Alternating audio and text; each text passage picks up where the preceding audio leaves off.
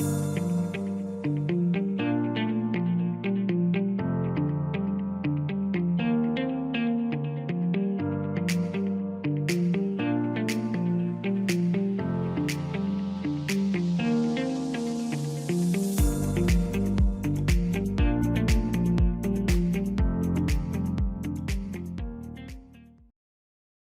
mesdames et messieurs et bienvenue dans ce nouvel épisode de Trésor rangé. Et oui, je vous parle aujourd'hui parce que ma saison 3 est maintenant terminée. Le froid et la neige ont débuté ici au Québec.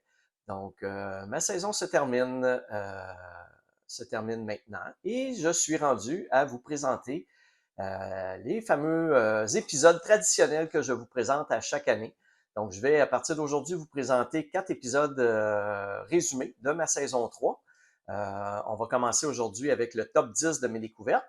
Le prochain épisode sera l'épisode sur les objets. Donc, tous les objets que je trouve et vous les voyez pas pendant la saison tous. Donc, je vais vous faire un petit récapitulatif, un petit vidéo de tout ce que j'ai trouvé depuis le début de l'année. L'épisode suivant sera par la suite l'épisode de la monnaie. Donc, comme à chaque année, je vous fais un résumé de toutes les pièces que j'ai trouvées de monnaie, avec les petites statistiques là, qui vont avec ça. Et finalement, le dernier épisode de la saison sera les différentes statistiques, les parcs que j'ai visités, les objets trouvés, le temps que j'ai mis là, en détection, etc. Donc, je vous fais toujours un petit épisode là, pour vous montrer et vous expliquer les différentes statistiques de mon année. Cette année, j'ai fait moins d'épisodes que les autres années.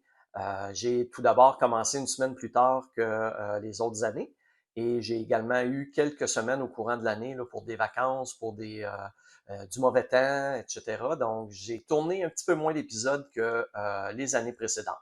Cependant, ça ne m'a pas empêché, encore une fois cette année, de battre des records. Et oui, ma saison 3 est jusqu'à présent la plus lucrative de mes 3 premières saisons. Vous allez voir ça évidemment dans les prochains épisodes et dans la dernière épisode où je vous montre les statistiques, vous allez voir les totaux finaux de tout ce que j'ai trouvé et que j'ai revendu. Donc, ça a quand même été, malgré le fait qu'il y a moins eu d'épisodes cette année, ça a quand même été une très bonne année au niveau des trouvailles et des valeurs de trouvailles. Ce qui a aidé, c'est mon début d'année. Donc, ce que j'avais pas fait les 2 premières saisons, c'est-à-dire j'ai fait des épisodes de ce que j'appelle l'entre-saison, c'est-à-dire la tournée de mes bancs de neige. Donc, pendant que les bancs de neige fondent ici au Québec, je fais le tour, je me promène autour en prenant mes marches. Et comme vous avez pu voir en début de saison, je trouve une panoplie de choses intéressantes et même qui valent un certain montant, exemple des cartes cadeaux, des iPhones, des choses comme ça. Donc, c'est vraiment intéressant. Et cette première partie de ma saison 3, évidemment, ça l'a aidé beaucoup à ce que je batte le record au niveau de valeur de ce que j'ai trouvé pendant mon année. Donc, je commence à l'instant et je vous présente les 10 découvertes les plus intéressantes que j'ai fait pour moi, mon top 10 de cette année. Je vous rappelle, pour ceux qui sont nouveaux sur ma chaîne, les différents critères que j'utilise pour mettre un objet, une découverte dans le top 10. Premier des critères, c'est la valeur. Donc, évidemment, de trouver quelque chose qui vaut cher, comme exemple une bague en or, ben ça mérite une place dans le top 10. La rareté d'un objet. Évidemment, de trouver un objet très, très rare, exemple, lorsque je trouve un 25 sous en argent de 1964, c'est très, très rare les 25 sous qui restent sur le marché. Donc, d'en trouver un dans un parc en faisant de la détection, habituellement, ça va valoir une place encore là dans mon top 10. Troisième point que je considère, c'est la valeur sentimentale de ma découverte. Donc, si au niveau de ma vie personnelle, c'est un objet qui me ramène des vieux souvenirs de mon enfance ou des choses comme ça, ben, il y a des chances que l'objet soit considéré là, dans le top 10. Et finalement, les circonstances de la découverte. Donc, lorsque je trouve quelque chose, même si ça vaut pas cher, même si c'est pas sentimental, les circonstances dans lesquelles je trouve l'objet peuvent être quand même particulières et se mériter à ce moment-là une place dans le top 10. Donc, voilà pour le résumé des critères faisant en sorte qu'un objet va être dans le top 10. Donc, à l'instant, je vais vous laisser regarder ce top 10-là et je vous reviens par la suite pour la conclusion. Alors, en 10e position, on commence avec la trouvaille de mes AirPods. Évidemment, de trouver des AirPods, c'est quand même intéressant parce que c'est un objet qui vaut quand même assez cher. Et j'en avais pas en plus, donc j'étais bien content d'avoir trouvé un kit d'AirPods complet. Très fonctionnel, je les ai nettoyés un petit peu parce qu'il était un petit peu sale, mais une fois nettoyés, comme des neufs, fonctionne très bien. En 9e position, le iPhone Pro Max que j'ai trouvé.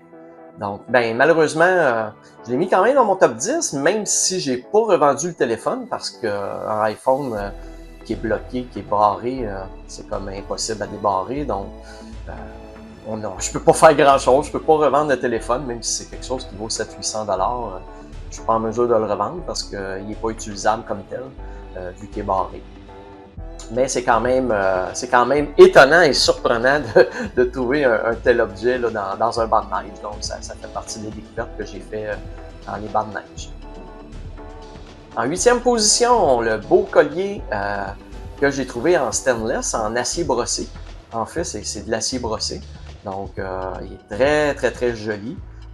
Sur Internet, là, il était 110 ou 108 ou 110 $ que je l'ai vu à vendre. Donc, c'est un collier qui est assez dispendieux, qui est très joli, qui est très pesant.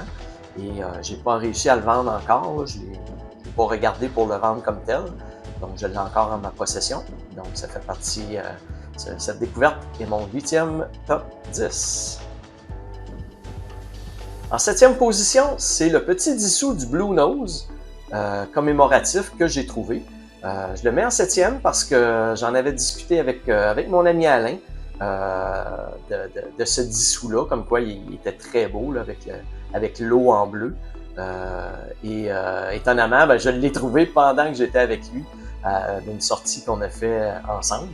Donc, ce petit Blue Nose-là fait partie de mon top 10 et est en 7e position. En 6e position, c'est le 2 $ commémoratif du décès de la reine. Ce qu'il a de particulier, c'est qu'il est noir, donc plutôt que d'être de couleur argent, le contour de la pièce est noir. Donc, je l'avais vu sur Internet, mais je pensais jamais d'en trouver un. Et finalement, j'ai réussi à en trouver un. Donc, ce 2 $-là fait donc partie de mon top 10 en 6e position. En 5e position, le 10 sous de 1967 commémoratif avec le pigeon. C'est un pigeon biset qui est sur le 10 sous. Il est particulier parce que de 1, il date de 1967, donc c'est quand même assez loin et c'est très rare. Et de 2, il est en argent 80%. Donc, j'ai réussi à le revendre pour le matériau comme tel. Je l'ai vendu 1 $. Donc, 10 fois sa valeur nominale. C'est quand même une belle découverte. En 4e position, la belle chaîne en argent 925 que j'ai trouvée. Donc, je trouve pas beaucoup des chaînes. Et cette fois-là, elle était en argent. Donc, très, très, très beau bijou. En 3e position, une petite bague en or 10 carats. Que j'ai mis en 3e position avec la 2e bague en or 10 carats que j'ai trouvée. Donc, les deux bagues 10 carats, je les ai mis en 3e position, les deux, parce que les deux bagues se ressemblaient relativement. Et j'ai eu à peu près dans les 60 $ pour chacune des deux bagues. Donc, les deux sont au même pied d'égalité en 3e position de mon top 10.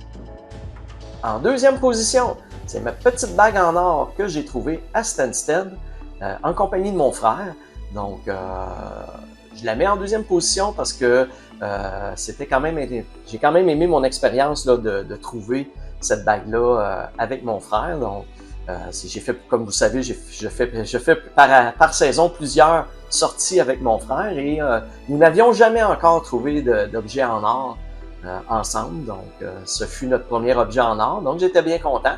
Et bon, c'est une belle bague en or qui valait à peu près 32 $, je crois que je l'ai vendue.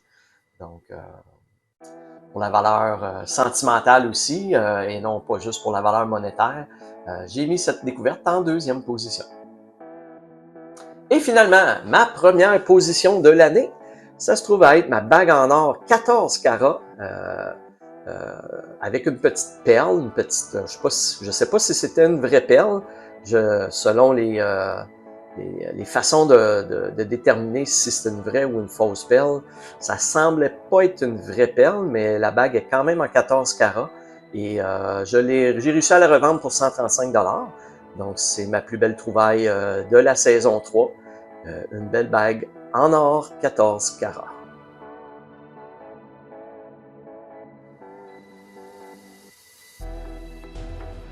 Voilà, mesdames et messieurs, ça conclut cet épisode de mon top 10. J'espère que vous avez aimé. Pour tous ceux qui n'ont pas vu tous les épisodes de ma saison 3, mais ça vous donne quand même un bon aperçu de ce que j'ai trouvé au niveau des top 10 de mes découvertes.